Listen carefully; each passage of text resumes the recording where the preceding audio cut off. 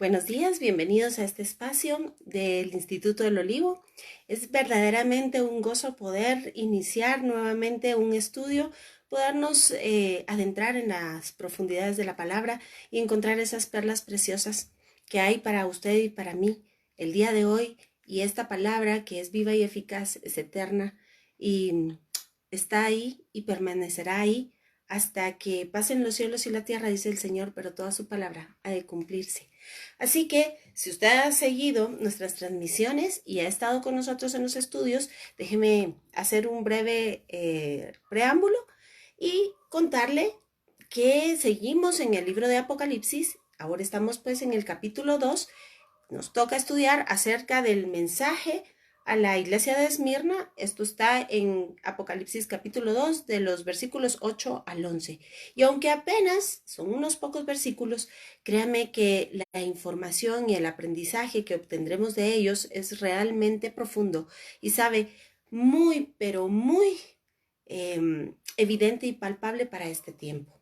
Así que la semana pasada estuvimos hablando acerca de la iglesia de Éfeso y cuál era el mensaje para esa iglesia. Usted recordará que platicamos que los líderes y por consecuencia aquellos que escuchaban la palabra habían olvidado acerca de estudiar Torah y esto era el primer amor. Hicimos un exégesis acerca de qué quiere decir el primer amor y nos dimos cuenta cuál era la retribución para aquellos que se mantendrían firmes y era comer del árbol de la vida. Todo esto son palabras de aliento que debe de llenarnos de fortaleza y de esperanza, porque aunque estamos viviendo tiempos verdaderamente conflictivos y difíciles, sabemos que hay una palabra que no dejará de cumplirse. Y esa promesa de restauración para usted y para mí está vigente el día de hoy porque aún hay sangre que descansa en la cofaina. Así que, si me acompaña, vamos por favor a Apocalipsis capítulo 2, versículos del 8 al 11 y vamos a darle una leída a todo el texto para luego empezar ya a platicar acerca de cada uno de los versos por separado. Y dice así: el mensaje a Esmirna. Y escribe al ángel de la iglesia en Esmirna, el primero y el postrero, y el que estuvo muerto y vivió. Dice esto: yo conozco tus obras y tu tribulación y tu pobreza, pero tú eres rico. Y la blasfemia de los que se dicen ser judíos y no lo son, sino sinagogas de Satanás. No temas en nada lo que vas a padecer. He aquí, el diablo echará a alguno de vosotros en la cárcel, para que seáis probados y tendréis tribulación por 10 días. Sé fiel hasta la muerte y yo te daré la corona de la vida. El que tiene oído, oiga lo que el Espíritu dice a las iglesias. El que venciere no sufrirá daño de la muerte segunda. Muy bien. Bienvenidos a quienes ya se están conectando. Qué gozo verlos. Muchas gracias por estar con nosotros en sintonía y con gozo aprendiendo la palabra. Muy bien, entonces vamos a comenzar con el primer verso que nos atañe acerca de el mensaje que Jesús mismo le envía a la iglesia Esmirna. Es importante recordar que este mensaje está vigente el día de hoy en el capítulo 1, si ustedes se recuerdan. Hay justamente un versículo en donde nos dice que este libro es para el que lee y para los que oyen, haciendo énfasis nosotros en que el día de hoy, pues, gracias a Dios tenemos acceso a una Biblia o podemos por medio de la computadora, en medios digitales, tener la palabra de Dios, pero en aquel entonces usted sabe que no era así. Y es importante entender entonces que adecuado para esta época, ahora nosotros podemos ser los que vemos, pero también los que oímos, los que leemos y los que escuchamos. Así que este mensaje es vigente para hoy. Y como bienvenida Titi, qué alegre. Y como bien hemos platicado en los versos anteriores y en los mensajes anteriores, hay una oración de énfasis que da inicio a cada uno de los mensajes de esta. Bienvenida mi Claudita, qué gozo verte por aquí. Como les decía, hace énfasis en cada uno de los mensajes para cada una de estas iglesias. Y es que empieza así. Y escribe al ángel de la iglesia. Acordémonos que el término ángelos en griego se traduciría en el hebreo como mensajero. Y esto no tiene que ser forzosamente un ser de luz con alitas y con coronitas, sino que es todo aquel que sirve de mensajero a través de la palabra de Dios. Esta es la forma en la cual debemos entender este texto de Apocalipsis. El mensajero, el ángel, aquel que lleva el mensaje a las iglesias. Y bien, pueden ser los pastores, los maestros, los líderes o toda aquella persona que se ha levantado para hablar acerca de estas escrituras. Así que dice, escribe al mensajero de la iglesia. Y la iglesia, para no entrar en mayor discusión, lo podemos traducir como asamblea. Es el sinónimo, la palabra asamblea, a sinagogi en el hebreo o bien eclesía en el griego. Es exactamente lo mismo. Y déjeme contarle que este término de asamblea se ve reflejado por primera vez en el Sinaí. Así que todos los que somos de la fe del Dios de Abraham, de Isaac y Jacob, somos parte de la asamblea. Y esta asamblea, en el término del día de hoy, nos estamos refiriendo a Esmirna propiamente. Guaito, bienvenido, qué gozo verte en nuestros estudios, qué alegre, ojalá te quedes con nosotros. Así que dice, el primero y el postrero. Qué bien fue traducido, si ustedes se recuerdan, cuando estuvimos estudiando los capítulos anteriores, como el alfa y la omega. Pero en el entendimiento hebreo sabemos que si nosotros nos colocamos el pensamiento hebreo, es el primero y el que sigue, y el de después, el que abarca absolutamente todo. Y es por eso que está registrado en las escrituras que Dios es aquel que lo llena todo en todo. Jesús es el que lo llena todo en todo. Él es la cabeza, Él es el cuerpo y por misericordia nos ha injertado. Así que a este Dios nuestro que lo llena todo en todo, Jesucristo, es el que está hablando y el que se está revelando en este libro. Así que dice el primero y el último, es decir, el primero y el de después, el que estuvo muerto. Oiga bien, y esto es muy importante, porque entonces cabría la pregunta, ¿entonces Dios se murió? ¿Y cómo responderíamos a esto? Pues es un sí, pero también es un no, porque debemos entender cuál es la realidad de Jesucristo. Y esto lo hemos platicado en algunos programas anteriores, y es que entendemos que Jesús es la corporalidad del Dios mismo, es la imagen visible del Dios invisible, dice Colosenses. En él habita la plenitud de la deidad. Pero, ojo, que dice el libro de Hebreos, cuando nos vamos a ver el griego, que se disminuyó a sí mismo, lo dice también el Salmo, se hizo en una condición menor, y esto nos lo explica Filipenses, Pablo, en el capítulo 2, no teniendo algo como que aferrarse, esta forma de Dios, se despojó a sí mismo de la forma, y tomando forma de siervo, entonces vino a habitar entre nosotros. ¿Para qué? Para poder, con esta muerte del Cordero sin mancha, sin pecado, podernos dar vida a nosotros en un intercambio de salvación. Nosotros pusimos sobre él todos nuestros pecados, todas nuestras transgresiones de la ley, y él puso a cambio su justicia. Así que murió la corporalidad, y dice en el término propio del Evangelio que puso su vida a un lado. ¿Cómo? Y esta es una transacción que la podemos entender en los bienes bancarios. Usted se acerca a un banco y pone en depósito su dinero en una cuenta. El banco la cuida y está ahí. Cuando usted regresa, puede retomar nuevamente su dinero. De esto, ese es el término exacto hebreo que se utiliza en los evangelios. Jesús puso de lado, en depósito, su vida delante de Dios, mientras la volvía a tomar. Y esta es la razón por la cual él dice, no me quitan la vida, yo la pongo por expiación. Y si usted estuvo pendiente del día de ayer en la clase de la Mishmeret, entendemos que expiación no es un término realmente utilizado correcto en todo su sentido. Debiésemos decir, es el sacrificio por el pecado, que abarca una explicación teológica mucho más amplia. Así que, regresando al que estuvo muerto, es decir, al que puso su vida por depósito, en lo que la volvió a tomar. Se recuerda que Jesucristo mismo dice, devuélveme pues la gloria que yo tenía allá cuando estaba a la par tuya. Bueno, entonces dice, y vivió, y dice esto, y este es el mensaje, versículo 9, estamos en Apocalipsis 2. Yo conozco tus obras. La semana pasada quedó asentado que las obras son todas aquellas buenas obras, las cuales preparó el Señor de antemano, dice Efesios capítulo 2, para que anduviésemos en ellas. Y estas, por supuesto, están reglamentadas, están dirigidas por la Torá. ¿Por qué razón? Porque la Torá es el estándar de santidad de Dios. Él es el estándar al cual nosotros debemos de caminar. Es nuestro objetivo. Eso lo dice Romanos. Romanos dice que el fin de la ley, y no como finalidad de último, sino como el propósito, como el objetivo.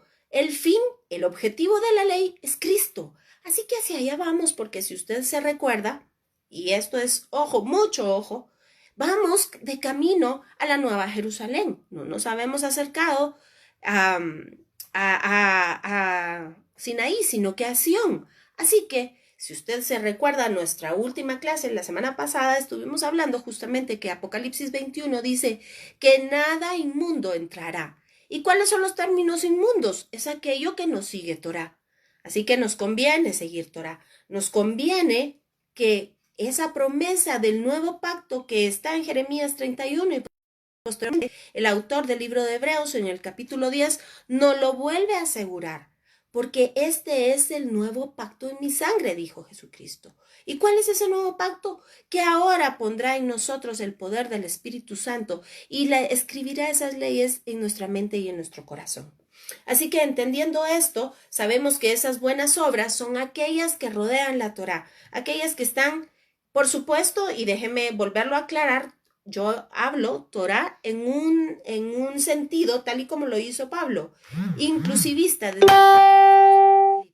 Es toda la instrucción que Dios ha dejado para su pueblo, en ese término. Así que todas estas buenas obras son las buenas obras basadas en la Torá, por supuesto, a través del sacrificio salvífico de Jesucristo. Y sabemos que, pues, este mundo no nos quiere. Y si no conoció a nuestro Mesías, mucho menos a nosotros. Así que esa es la razón por la cual se levantan tantas cosas cuando nosotros decidimos vivir apartados, es decir, santos para el Señor. Ser santos porque yo soy santo, dice el Señor. Y veamos bien que es importante, cuando hablamos de la Torá en este sentido amplio, hacer la división de la palabra, como está escrito en Apocalipsis, y del testimonio de Jesucristo, haciendo referencia a la palabra todo lo que de él se decía. Y podríamos encajonarlo como el Antiguo Testamento, pero también el espíritu del testimonio, el espíritu de Jesucristo, que es el testimonio de él. ¿Cómo? Pues en la revelación misma de Jesucristo, y esto es lo que resume magistralmente la carta a los Hebreos en el capítulo 1, versículo 1. Así que, entendiendo todo esto, prosigamos a nuestro versículo 9 de Apocalipsis 2. Y dice, y tu tribulación. Y la semana pasada justamente estuvimos platicando acerca de estas tribulaciones o acerca de este padecimiento o estos sufrimientos, por supuesto, que se vienen a causa de una vida que es una vida santa, una vida apartada, una vida que es guiada por la Torá. Estos son los padecimientos que nosotros sufrimos a causa de Cristo, y usted sabe todo lo que dicen los evangelios de esto. Ahora bien, dice, y tu pobreza. ¿De qué se refiere a esto? Pero a la par de eso, si usted me está siguiendo con el texto de la Biblia, dice, y tu pobreza, pero tú eres rico. ¿A qué se refieren las escrituras con la pobreza? Pues lo explica a continuación. Si usted se acuerda, aclaramos que cuando en el hebreo hay una Y, que en el griego se llama vav, se puede traducir o se debe traducir como es decir, no como una I que es una conjunción, sino como es decir, es una explicación.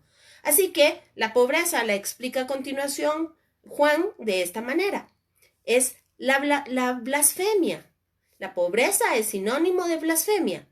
¿Y qué dice de la blasfemia? Veamos. Y dice que esta blasfemia es de los que se dicen ser judíos y no lo son, sino que son sinagoga o asamblea de Satanás. Muy bien. Entonces, aquí hay mucho para divertirnos el día de hoy. Estos dicen ser judíos y no lo son. ¿Qué pensaríamos si lo trasladamos nosotros para nuestro tiempo? Y más bien podríamos acuñar entonces la palabra creyentes. Porque déjeme contarle que en los términos judío hay una amplia extensión de sentidos o de significados. Los que viven en Judea, los que son descendientes de Judá, los que creen en el único Dios de Abraham, de Isaac y de Jacob, los que regresaron de la diáspora y ahora en términos generales todos los hebreos. Así que, ¿a qué se refiere esto? ¿Es únicamente a un grupo? ¿Se refiere a una etnia? ¿Se refiere a los que ahora denominamos judíos? ¿A quiénes se refiere? Y si nosotros partimos del entendimiento tal y como se hizo desde tiempos ancestrales, desde incluso, le voy a poner un ejemplo puntual, del tiempo de Mardoqueo y Esther, déjeme contarle que Mardoqueo era descendiente de Benjamín y se le llama en las escrituras judío. Así que aquí encontramos un juego de palabras de acuerdo a la fonética de ellas y el hebreo es muy dado a hacer esto, el idioma hebreo. Y esto parte de la fonética Yudin, vamos a ver, Yehudi, Yahidi. Y esto quiere decir el judío creyente. Así que creyente en, por supuesto, el único Dios, el Dios de Abraham, de Isaac y de Jacob. Y si usted me acompaña, véngase conmigo, por favor, a Romanos. Vamos a ver. Romanos capítulo 2, versículos 17 al 29. Y vamos a entender esto un poquito más. Acuérdense que la carta a los romanos es de verdad un ancla para entender toda la explicación del Antiguo Testamento y para saber sobre qué base. Algunos le llaman dogmas, otros doctrina, pero realmente esta es la verdad de la palabra de Dios explicada. Así que Romanos 2, 17, 29 dice, ponga mucha atención. He aquí, tú tienes el sobrenombre de judío y te apoyas en la ley y te glorías en Dios y conoces su voluntad. Eres instruido por la ley y apruebas lo mejor y confías que eres guía de los ciegos, luz de los que están en tinieblas, instructor de los indoctos, maestro de niños, que tienes en la ley la forma de la ciencia y la verdad. Acuérdese usted que el pueblo de Israel había sido llamado a ser luz entre las naciones y a ser discípulos. Este era el llamado del pueblo de Israel. Y existía cierto rechazo de los hebreos para las naciones de la tierra, porque las naciones todas eran idólatras. Así que siempre hubo cierto recelo. Vea qué fuerte lo que Pablo está explicando acá. Y dice, eres maestro de niños y te apoyas en la ley. Tú, pues, que enseñas a otros, no te enseñas a ti mismo. Tú que predicas que no se ha de hurtar, ¿hurtas? Tú que dices que no se ha de adulterar, ¿adulteras? Tú que abominas de los ídolos, ¿cometes sacrilegio? Tú que te jactas de la ley, con infracción de la ley, ¿deshonras a Dios? Porque como está escrito, el nombre de Dios es blasfemado entre los gentiles por causa de vosotros. Y podríamos cambiar este verso y decir, porque por causa de vosotros, los creyentes, entre comillas, el nombre del Señor es transgredido o es insultado entre los que no creen. Así que dice, pues en verdad la circuncisión aprovecha si guardas la ley, pero si eres transgresor de la ley, tu circuncisión viene a ser incircuncisión. Si pues el incircunciso físicamente es incircunciso, pero guarda perfectamente la ley, te condenará a ti, que con la letra de la ley y con la circuncisión eres transgresor de la ley. Pues no es judío el que lo es exteriormente, ni es la circuncisión la que se hace exteriormente en la carne, sino que es judío el que lo es en el interior. Y la circuncisión es la del corazón. Y déjeme decirle que esto está declarado desde Deuteronomio. En espíritu, no en letra. La alabanza del cual no viene de los hombres, sino de Dios. Vea qué texto más fuerte. Y esto no solo es para el pueblo de Israel en aquella época, esto es para el día de hoy. Porque, ¿sabe? En las iglesias vemos una de las mayores tasas de divorcios. En las iglesias vemos maltrato a la mujer, en las iglesias vemos abuso a los niños, en las iglesias vemos robos, mentiras, vemos chismes. No se vive una vida de santidad. Y por supuesto no estoy hablando o más bien estoy hablando en términos generales, no estoy hablando de cada uno individualmente. Sé que hay sus muy honrosas excepciones, pero dígame usted si Guatemala tiene una de las mayores porcentajes de personas creyentes, y no estoy hablando de religión, estoy hablando de creyentes en el único Dios.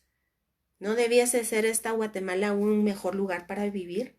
¿No debiésemos vivir sin corrupción? ¿No debiésemos no tener robos en las calles? ¿No debiésemos ver que se satisfacen las necesidades de los hambrientos, de los enfermos, que se visitan las cárceles, que se va a ver a los ancianos? ¿No sería esto realmente el producto de una Guatemala verdaderamente conversa? Y yo me lo pregunto y se lo pregunta la palabra.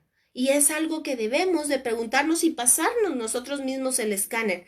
¿Realmente hay frutos de justicia que den testimonio que soy lo que yo digo que soy? Ahora veamos qué dice Pablo en 1 Corintios 7:19. Y dice, la circuncisión nada es. Y nada es la incircuncisión, sino el guardar los mandamientos. Porque efectivamente ese es nuestro camino para hacer cada día más a la estatura de Cristo. En Éfeso, los líderes ya no estudiaban la Torá.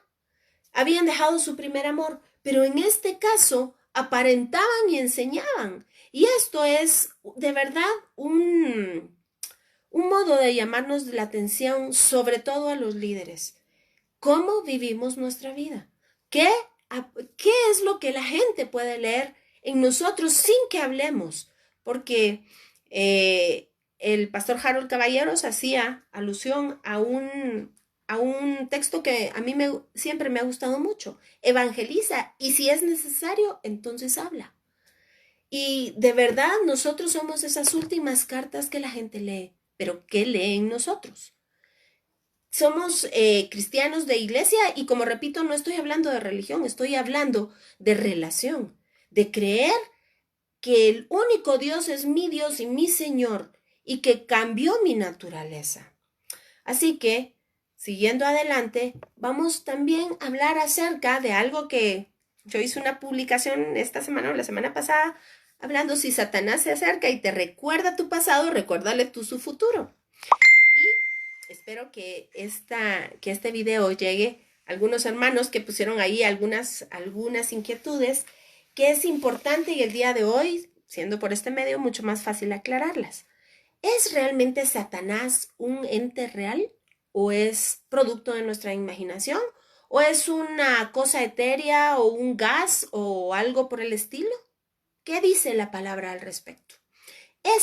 Precisamente, este texto de Apocalipsis es uno que nos amplía y nos hace puntualmente entender que efectivamente es un ser.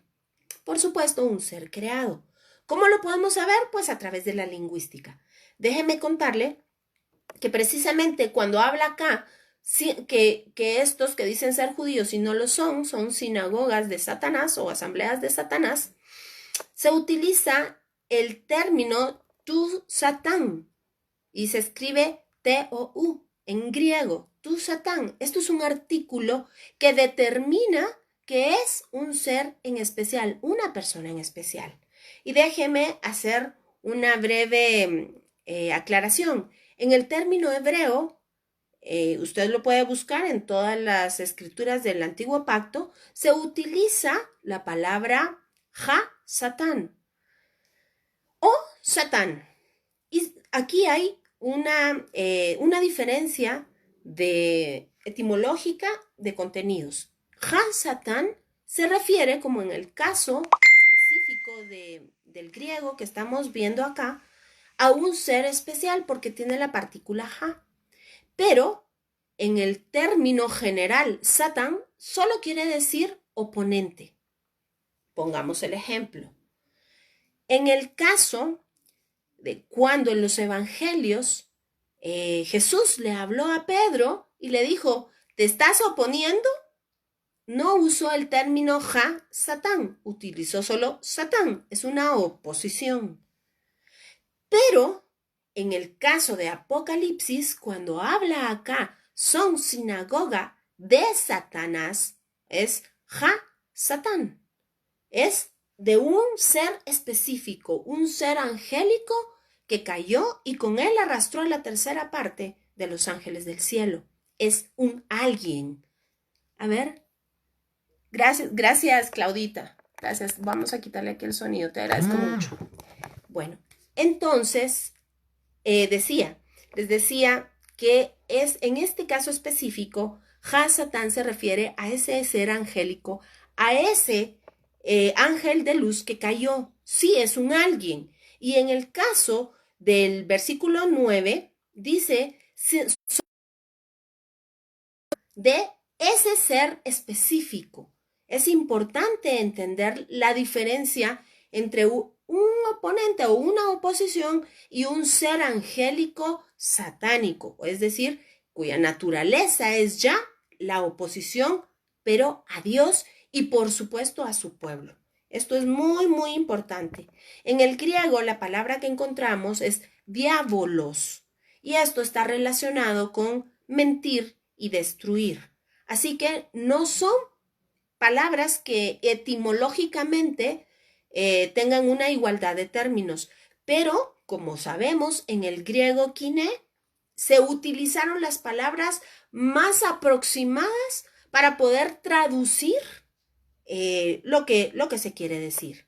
Así que vamos a ver, continuemos. Sí, tú Satán, el fin, bueno.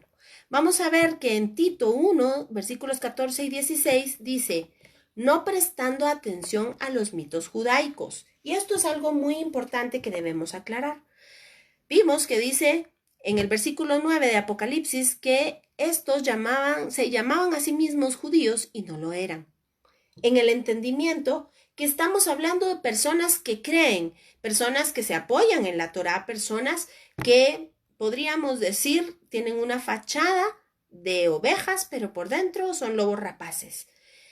Y fíjense ustedes que es importante entender la culturalidad en este aspecto, porque resulta ser que ustedes saben que después de la revolución de los macabeos surgieron muchos partidos de corte religioso y político, entre ellos los saduceos, los fariseos, que cada uno adoptó un tipo de postura y de ahí que podemos ver en los evangelios cómo Jesús explica y en algunos casos tiene algunas interacciones fuertes con los fariseos.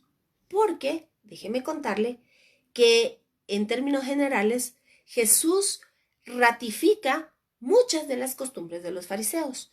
Y le voy a decir algo que probablemente le causará mucha extrañeza y sorpresa, pero la iglesia del día de hoy sigue con muchas costumbres fariseicas. Tal es el caso del vino en la Santa Cena. Esto lo incluyeron los fariseos. Déjeme contárselo, porque en Pesaj no está establecido el vino. Así que, habiendo dicho esto, sea de paso, es importante entender que los fariseos tenían la conceptualización de que la Torá, es decir, la ley de Dios, había sido dada a Moisés de dos maneras. Una, la escrita, que es la que usted y yo conocemos y tenemos en la Santa Biblia, pero había otra, que era la Torá oral. Y esto se conoció también como halajá. Y déjeme contarle que pues hay muchísima inspiración de Dios, porque nos podemos ir a textos judaicos que tienen unas aportaciones preciosas y de hecho yo le tengo aquí algunas para ponernos en esos contextos culturales y explican en gran manera la Torá escrita. Pero hay otras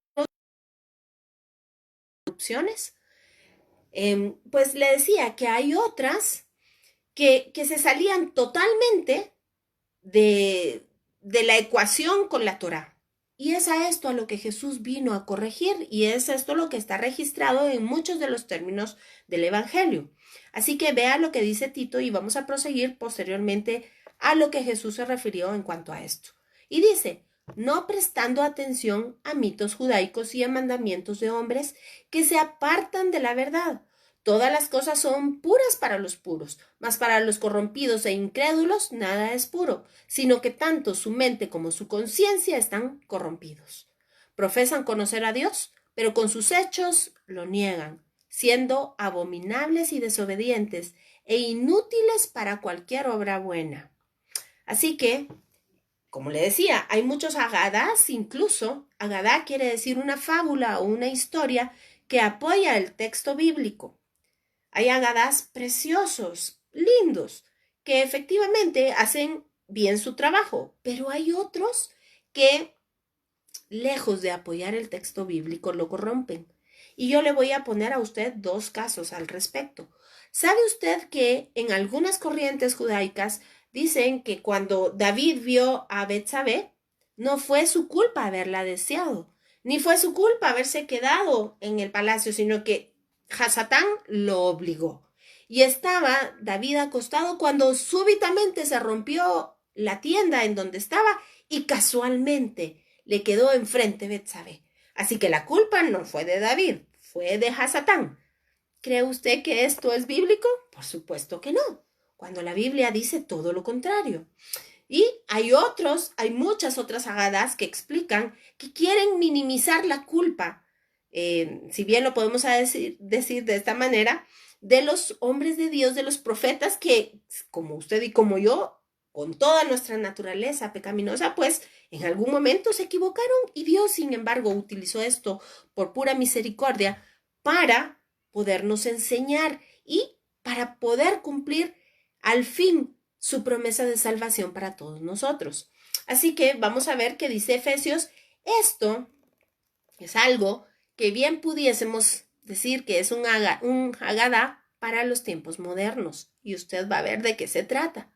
Y vamos a entender su correcta interpretación a la luz de la palabra. Dice así Efesios 2, versículos 15 y 16. Porque él mismo, hablando de Jesús, es nuestra paz, quien de ambos pueblos hizo uno, derribando la pared intermedia de separación. Oiga bien cómo dice en el español, aboliendo en su carne la enemistad. Oiga, la ley de los mandamientos expresados en ordenanzas. Y esto ha dado pie a muchísimas malas interpretaciones, terribles interpretaciones, graves, entre ellas que la Torá quedó ahí abolida.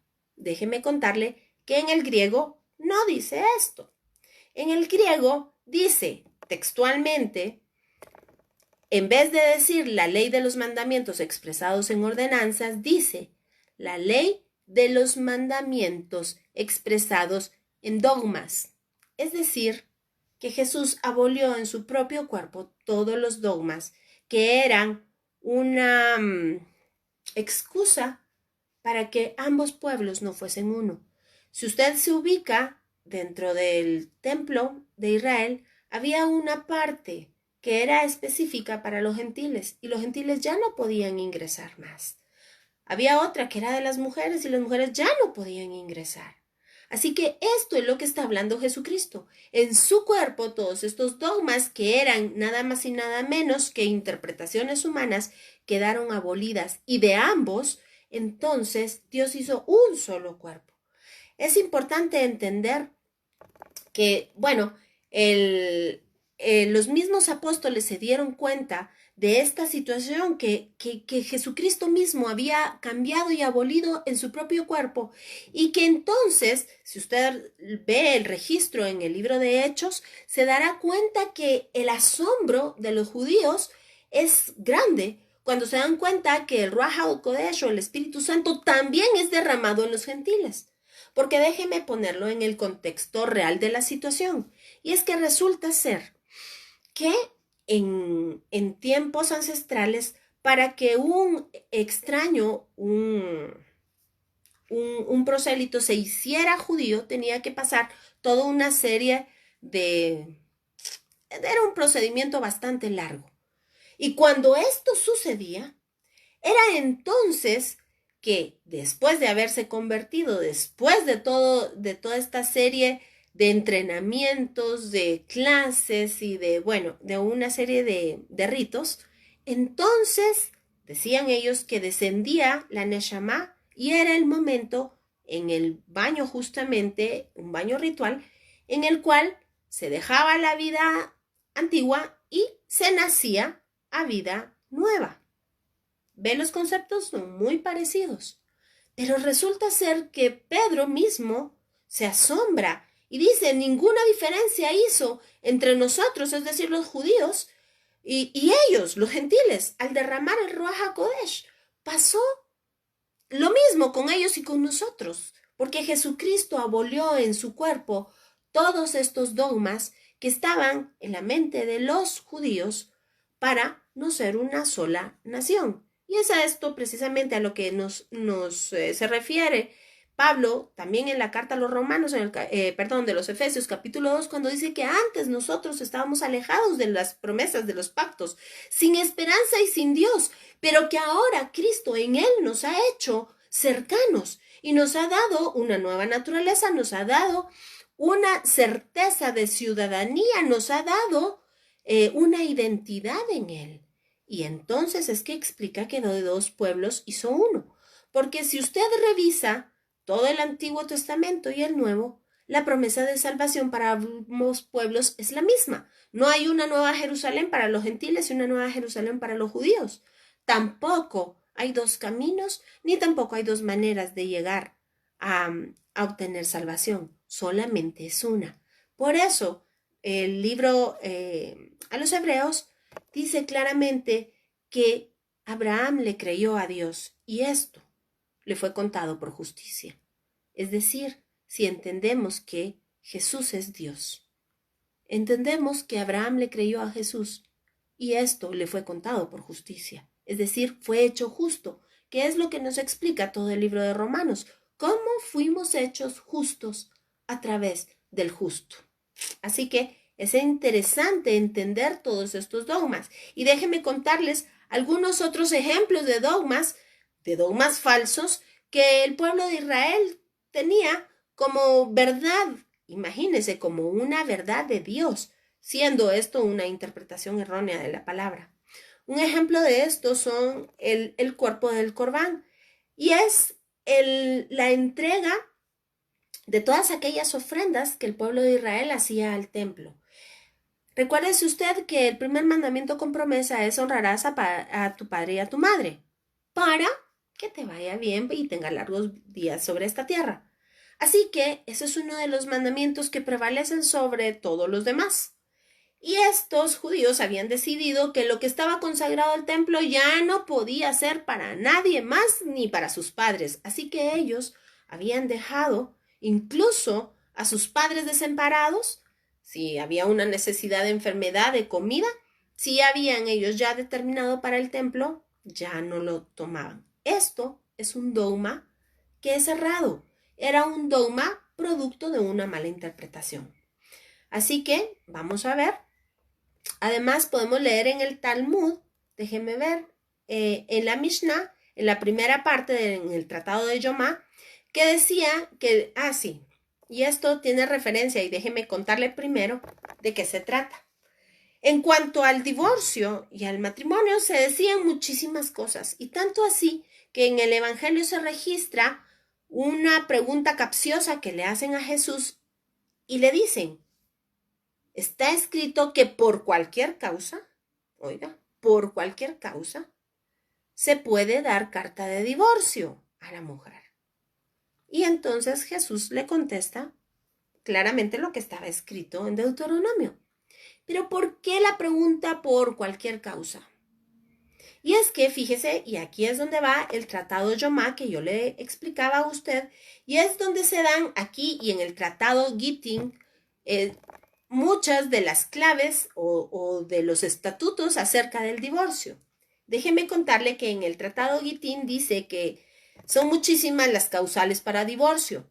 Entre estas, podríamos citar que un hombre podría extender el documento de divorcio a su esposa si ella sale a la calle sin velo. O si la esposa habla muy alto. O si le gustaba otra más bonita. O quizá si le había quemado el desayuno. Estas son cualquier cosa que está referido en el Evangelio. Y ahora regresemos al tratado de Yomá. Y dice así: el sumo sacerdote, previo a la fiesta de Yom Kippur, que es una de las fiestas más sagradas, el día más sagrado en el calendario hebreo. Por supuesto, nosotros sabemos que habla de Jesucristo, de ese sacrificio salvífico. El sumo sacerdote tenía que apartarse por espacio de 7 días para no contaminarse con absolutamente nada. Y además que no le fuera a pasar nada. Entonces el sumo sacerdote estaba muy bien guardadito. Pero déjeme contarle lo que justamente se escribió en la Mishnah acerca de esto. Y dice el Rabí Yehuda que en ese espacio de tiempo, para salvaguardar al pobre sumo sacerdote, había que darle otra esposa, ya que él iba a hacer la expiación por su esposa y su casa. Entonces no podía contaminarse con su esposa, porque iba a hacer la expiación. Entonces había que darle otra esposa. ¿Se da cuenta? Todo esto, obviamente, pues no es respaldado por la Torah, ni nada por el estilo. Al contrario, va contra los mandamientos y contra los preceptos. Y es precisamente ahí cuando Jesucristo dice: porque a causa de vuestros ritos y a causa de vuestras interpretaciones anuláis la ley. A esto se refiere Jesucristo. Anuláis la Torah. Va totalmente en contra de lo que estaba escrito. Así que, dice, Jesucristo le contestó también: cuando Moisés escribió que varón y hembra los creó y serán para una sola carne. Y déjeme contarle que aquí hay otra aportación de los cristianos que se sale del contexto propio de la Torá, porque la traducción no debiese decir varón y hembra los creó y serán una sola carne. La traducción correcta es varón y hembra los creó y serán para una sola carne. Esto es muy importante de entender y usted lo puede chequear en el texto de Génesis. Así que además podemos señalar en cuanto al rito del templo en la época de los jasmoneos, y esto es muy importante, ya yo le había hecho mención de algo, pero es importante ver cómo se corrompió también el sistema levítico.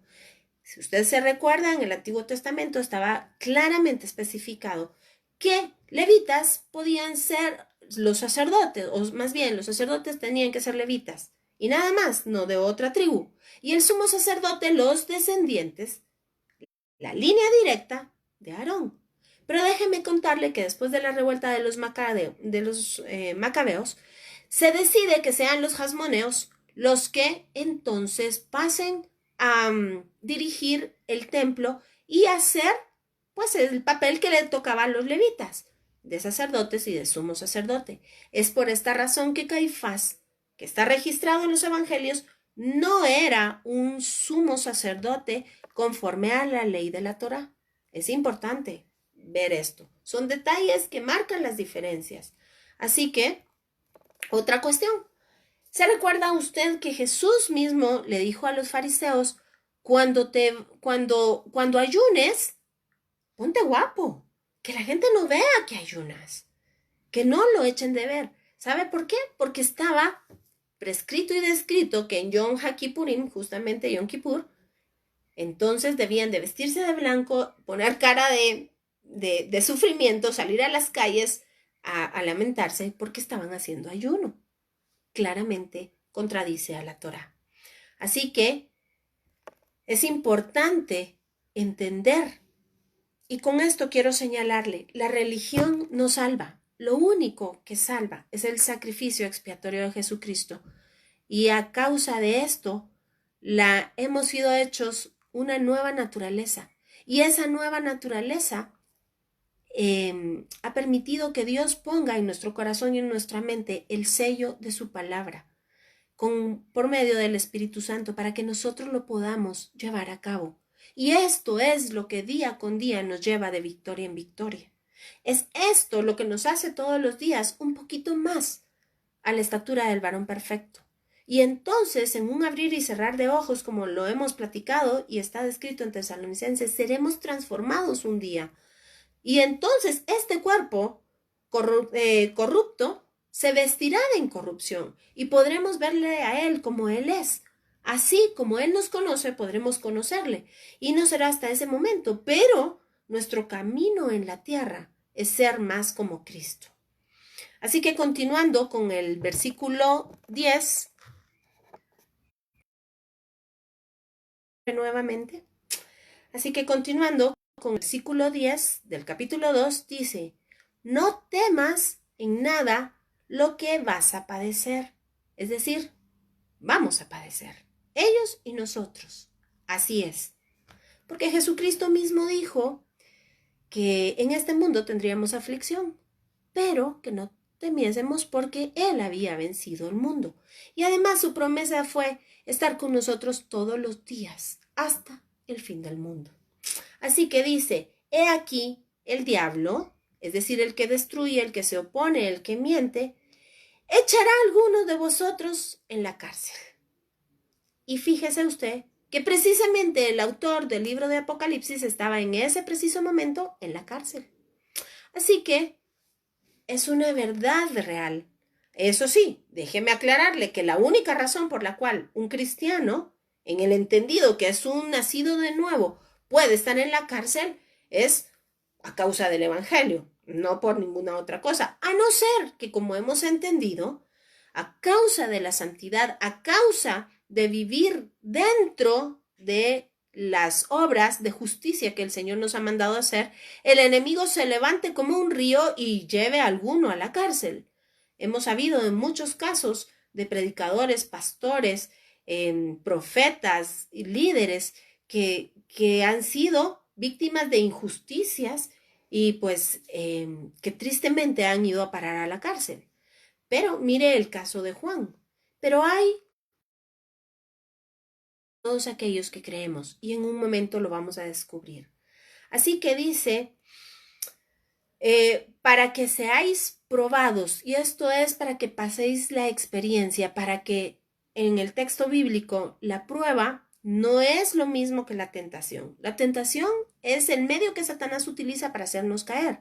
La prueba es aquella no que hace que Dios sepa quiénes somos, Dios lo sabe perfectamente bien, pero sí hace que nosotros sepamos quiénes somos y hace y permite que nos vayamos puliendo y saquemos más brío. O como el ejemplo que pone Pedro, que nuestra fe es probada en el crisol, porque resulta ser que cuando el oro es metido a estas temperaturas y a esta presión, fíjese usted que toda la basura, todo lo que no sirve, toda la escoria sube y el peso del oro real baja.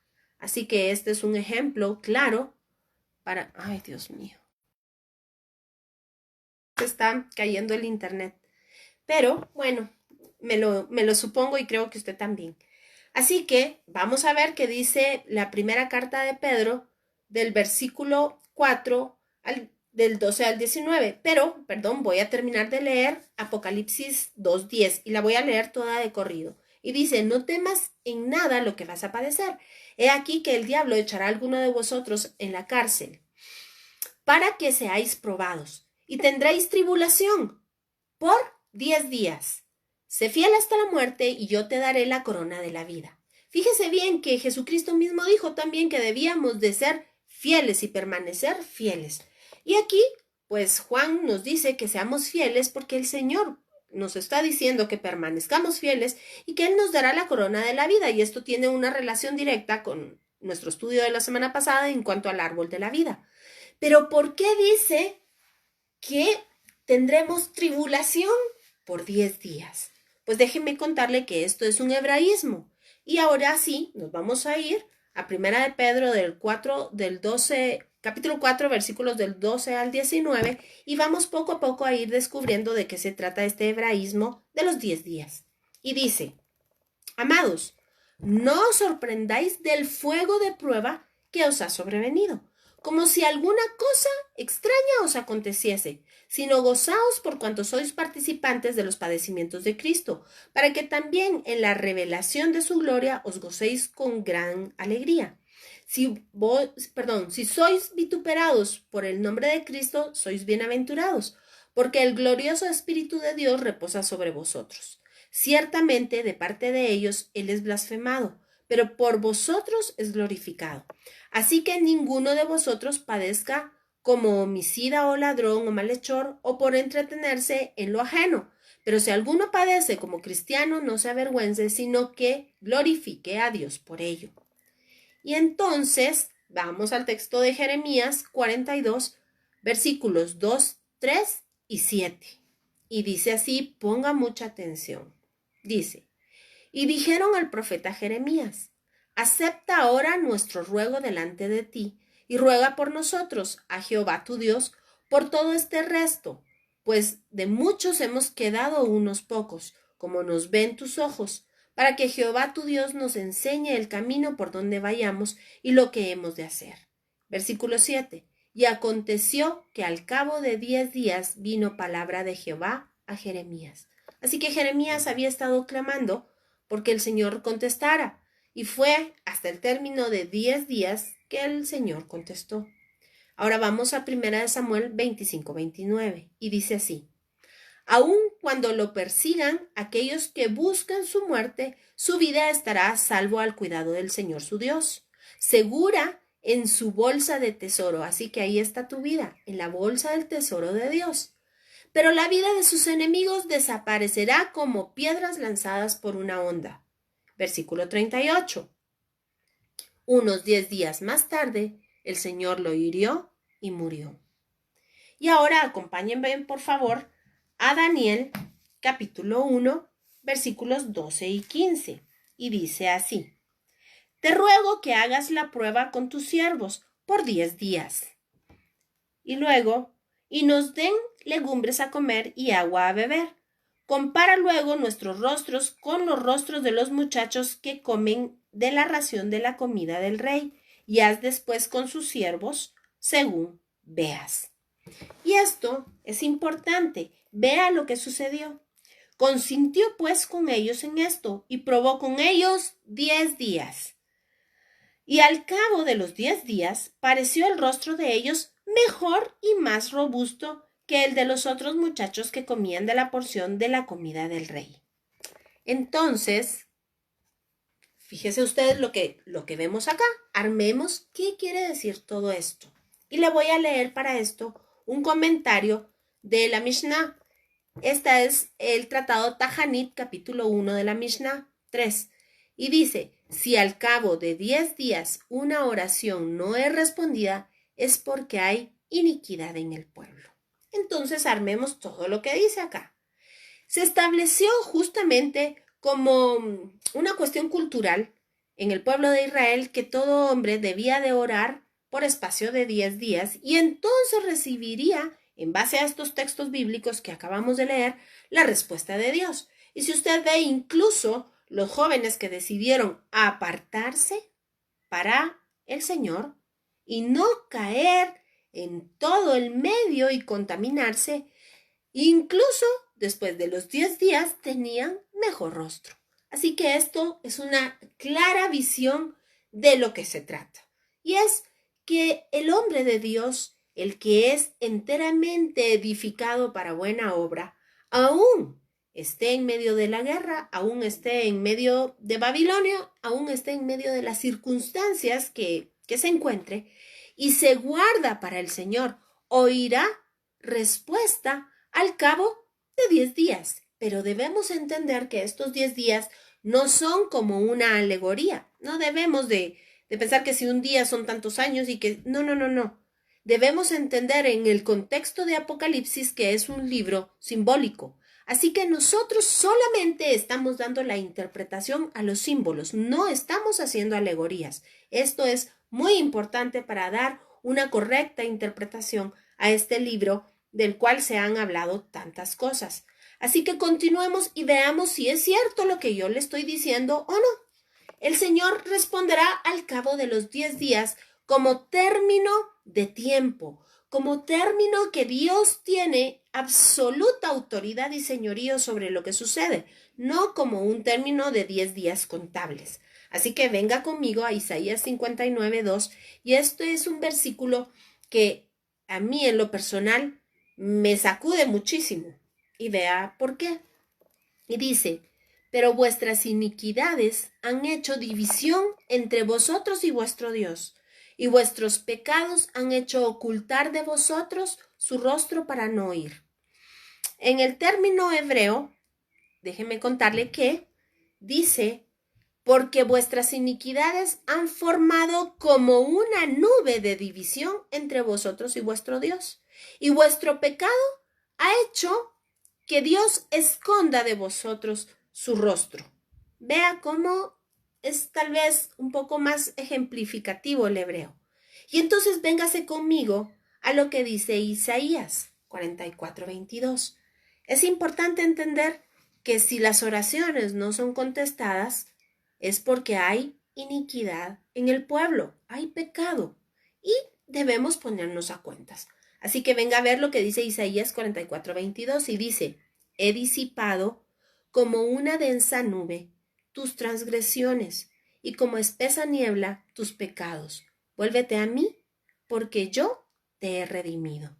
Y veamos entonces qué nos dice la carta a los Hebreos en el capítulo 10, versículo 10. Y dice: en esa voluntad somos santificados mediante la ofrenda del cuerpo de Jesucristo, hecha una vez para siempre.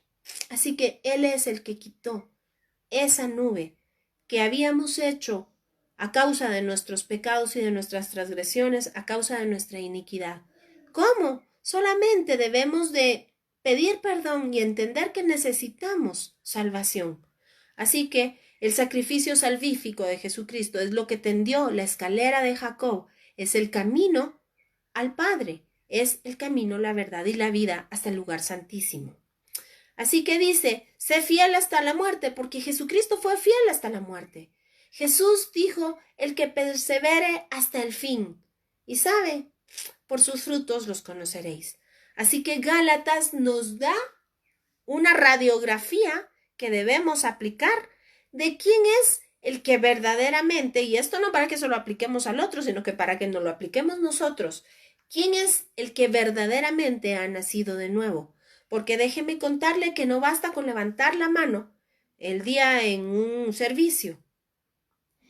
Esto pues puede ser el principio y la marca de algo importante, pero a lo mejor no. Lo que realmente da testimonio es el cambio de naturaleza, el cambio de vida que nosotros hemos hecho a causa de que Jesús es nuestro Señor. Y vea entonces lo que dice Gálatas 5:22 y 23. Mas el fruto del Espíritu es el amor, el gozo, la paz, la paciencia, la benignidad, la bondad, la fe, la mansedumbre, la templanza. Contra estas cosas no hay ley. Y entonces usted me preguntaría con toda razón, ¿no hay Torá? Déjeme contarle que esto es otro terrible error de traducción que ha dado motivo a sinfín de prédicas sin fundamento y de muchas ideas que, tal y como los judíos hacían todo un laberinto, las Haggadás que le conté, de malas interpretaciones de la Torá, pues déjeme contarle que de la misma manera los cristianos hemos caído en esto. ¿Y sabe qué quiere decir eso en términos bíblicos? Judaizar. Así que judaizan los judíos y judaizamos los cristianos. Porque judaizar en términos reales quiere decir aumentar a la palabra. ¿Por qué se dice judaizar? Pues yo le voy a contar que es una palabra que tiene orígenes en los tiempos del primer templo, cuando los sabios se sentaban a las puertas del primer templo a interpretar la Torá. Y todos ellos hacían discusiones. Se recuerda que Jesucristo llegó justamente cuando se escapó de sus padres y fue a hablar con los sabios. Pues esto era lo que estaba sucediendo. Estaban dándole una interpretación a la Torá. Y habían discusiones y el sabio que daba una aproximación más real, un aporte importante, le decían, has cumplido la Torá. Esto quiere decir, le has dado una real explicación a lo que significa. Es por eso que Jesús dijo, yo no vengo a abolir la ley, sino a cumplirla. Es decirles, a darles una real explicación de lo que está escrito. Así que, créanme que aquí, en el término de Gálatas, no dice ley como Torá, sino que lo que dice es de la siguiente manera, se debiese de leer de esta forma. Mas el fruto del Espíritu es amor, gozo, paz, paciencia, benignidad, bondad, fe, mansedumbre, templanza. Contra tales cosas no hay límite, no hay regulación, no hay norma. Y déjeme contarle que en el tratado de Peaf del Talmud se menciona ya esto y dice que el estudio de la Torá, la promoción de favores, el traer la paz y otras cosas más que menciona, no hay límites y no hay una norma, porque para el bien no hay límites y no hay una norma. Así que debemos entender lo que está escrito. Y vea lo que dice en Romanos 6, 22 y 23. Mas ahora que habéis sido libertados del pecado y hechos siervos de Dios, tenéis por vuestro fruto la santificación y como fin la vida eterna. Así que, ¿cuáles son los frutos? Pues la santificación, una vida apartada. ¿Cuáles son estos frutos que nos explica Pablo? Estos frutos que evidencian nuestra salvación. Pues que somos hechos criaturas nuevas y nuestro actuar realmente lo refleja. Y ahí se ve, pues, los frutos del Espíritu. Es importante, y se lo quiero dejar nada más como para, diríamos en buen chapín, para apoyar el hormiguero. ¿Se recuerda usted que en Apocalipsis, al final del libro, se habla del árbol de la vida y se habla de que es un árbol cuyas hojas son para sanidades de las naciones, pero dice que da un fruto por mes? Bueno, pues déjeme contarle que en la traducción correcta dice que es el mismo fruto. Este fruto se renueva constantemente, de mes en mes. Y se lo dejo ahí para que nos acompañe en el estudio de Apocalipsis hasta que lleguemos hasta Apocalipsis 21. Y será una sorpresa cuando usted descubra de qué se trata este fruto que se renueva de mes en mes. Así que, continuando ahora con Apocalipsis 22:11, dice que el que es injusto sea injusto todavía, y el que es inmundo sea inmundo todavía, y el que es justo practique la justicia todavía, y el que es santo santifíquese todavía más. Así que la palabra no se contradice. Si usted ve, es exactamente lo mismo que hemos platicado desde Génesis hasta ahora en Apocalipsis. Si somos obedientes, debemos de serlo porque hay verdadera convicción en que Dios es Dios y nosotros, su creación, sus siervos y por misericordia sus hijos. No debemos ser obedientes porque vamos a recibir algún premio. El Pirkei Avot, este es otro tratado, y por eso le dije hoy estamos llenos de tratados, pero son aportes importantes. El Pirkei Avot dice, no sirvas al Señor como por un premio. Vea usted de cuánto tiempo antes se hablaba ya de esto. Así que, si has estudiado mucha Torá, si has estudiado mucha Biblia, no te sientas meritorio por eso, porque para ello fuiste creado. Si haces buenas obras, no te sientas meritorio por ello, porque para eso fuiste creado. Si eres santo y apartado para el Señor, no te sientas meritorio, porque para eso fuiste creado. Y si usted me acompaña, por favor, a la carta a los Efesios, se lo voy a demostrar ahora. Y dice así, en el capítulo 2, dice, versículo 4, pero Dios, que es rico en misericordia por su gran amor con que nos amó, aun estando nosotros muertos en pecados, nos dio vida juntamente con Cristo. Por gracia sois salvos. Y juntamente con Él nos resucitó, y asimismo nos hizo sentar en los lugares celestiales con Cristo Jesús, para mostrar en los siglos venideros las abundantes riquezas de su gracia, en la bondad para con nosotros en Cristo Jesús. Porque por gracia sois salvos, por medio de la fe. Se recuerda que hablamos de Abraham, la fe de Abraham es la misma que nos habla Pablo ahora. Y esto no de vosotros, pues es un don o un regalo de Dios. No por obras para que nadie se gloríe, porque somos hechura suya, creados en Cristo Jesús. Oiga, ¿para qué? Para buenas obras, las cuales Dios preparó de antemano para que anduviésemos en ellas. Y estas son las buenas obras que van a ser premiadas, por decirlo de alguna manera, delante del tribunal de Cristo con las coronas. Y fíjese que aquí justamente se habla de una de esas coronas y es la corona de la vida. Así que ya vemos por qué vamos a ser premiados por estas buenas obras, pero sabe, el único digno es Jesucristo. Así que Apocalipsis dice, y lo dejo también picado porque vamos a estudiar acerca de eso, que nosotros vamos a poner a sus pies las coronas. Bendiciones, Eva, bienvenida, qué alegre verte por aquí. Así que toda la Biblia es un solo mensaje de salvación, dicho de muchas maneras para que nosotros entendamos. Así que, fíjese usted que regresando a la promesa que Dios le hizo a Abraham, y por eso hice énfasis en la fe de Abraham, la promesa la cual Abraham le creyó a Dios fue, ciertamente te bendeciré, dice en el español. En el hebreo dice más bien, Behaita braja, y esto quiere decir, serás bendición. Y te daré descendencia, y te daré una tierra, y serás padre de muchedumbres, y de tu nombre tomarán apellido todas las familias de la tierra. Pero nos debe de llamar la atención, tú serás bendición. Behaita braja. ¿Y sabe qué quiere decir esto? Quiere decir que la bendición consiste en ser el mecanismo de inserción para aquellos olivos silvestres para que se injerten en el olivo natural.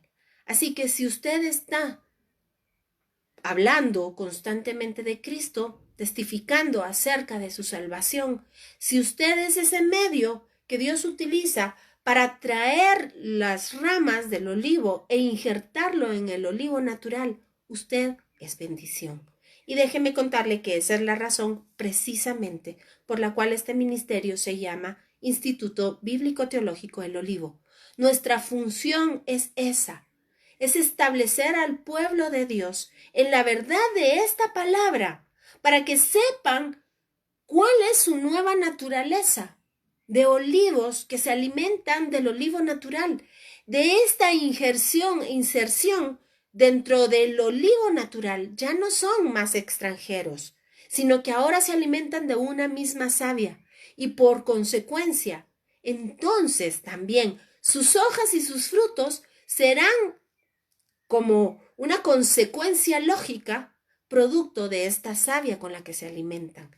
Ese es nuestro trabajo en el Instituto del Olivo y esa es la razón por la cual impartimos estas clases para que el pueblo de Dios sepa su función y cuál es la naturaleza a la cual ha sido llamada. Así que la carta termina con que el que tenga oídos, que oiga lo que el Espíritu dice a las iglesias. El que venciere no sufrirá daño de la muerte segunda. Y sabemos claramente que este libro de Apocalipsis nos anuncia ese gozo de salvación, nos da esa esperanza de gloria. Hemos hablado en situaciones anteriores acerca de la primera resurrección y la segunda resurrección. Hemos hablado de los que resucitarán para estar con Cristo por toda la eternidad y de aquellos que estarán a la siniestra de Dios.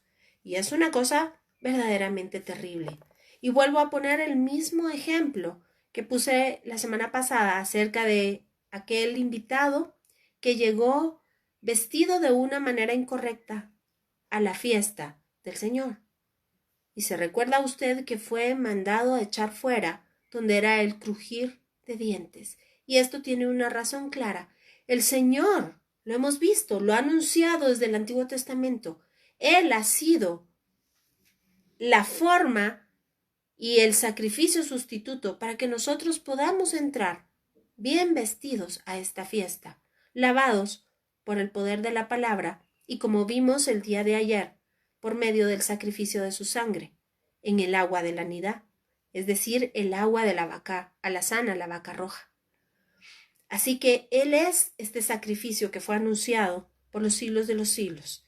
Él es la consumación, Él es eso, la completitud del pacto, la completitud perfecta de este pacto. Y en Él hay salvación.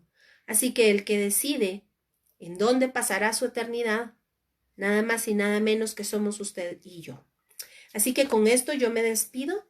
La semana entrante, con el favor del Señor, estaremos estudiando nuevamente nuestro libro de Apocalipsis y nos tocará entonces entrar a los versículos 12, del 12 al 17, en donde estaremos hablando acerca del mensaje que Jesús le da a la iglesia de Pérgamo, que sabemos somos todos nosotros también.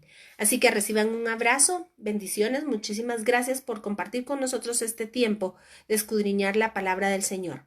Saludos y hasta la próxima. Nos vemos.